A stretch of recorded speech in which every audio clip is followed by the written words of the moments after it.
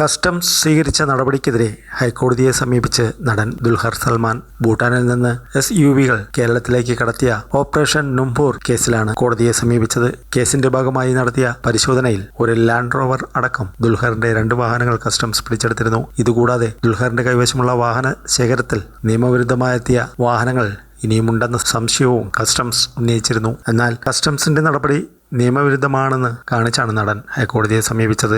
വാഹനങ്ങൾ വിട്ടുകിട്ടണമെന്നും ആവശ്യപ്പെടുന്നു. കേസിൽ കുണ്ടന്നൂരിൽ നിന്ന് പിടികൂടിയ ഫസ്റ്റ് ഓണർ വാഹനത്തിന്റെ ഉടമയായ മാഹിൻ അൻസാരിയെയും ചോദ്യം ചെയ്തു വരികയാണ്. അരുണാചലിൽ രജിസ്റ്റർ ചെയ്ത വാഹനത്തിൽ അരുണാചൽ സ്വദേശി എന്ന നിലയിലുള്ള വ്യാജ മേൽവിലാസമാണ് നൽകിയിരിക്കുന്നത്. കേസിന്റെ ഭാഗമായി 38 വാഹനങ്ങൾ ഇതുവരെ പിടിച്ചെടുത്തിട്ടുണ്ട്. മലയാള സിനിമാ താരങ്ങൾക്കുൾപ്പെടെ നിരവധി ആളുകൾ ഭൂട്ടാനിൽ നിന്ന് നികുതി വെട്ടിച്ച് എത്തിയ വാഹനങ്ങൾ സ്വന്തമാക്കിയിട്ടുണ്ടെന്ന ഇന്റലിജൻസ് റിപ്പോർട്ടിന്റെ അടിസ്ഥാനത്തിലാണ് കസ്റ്റംസ് അന്വേഷണം ആരംഭിച്ചത്.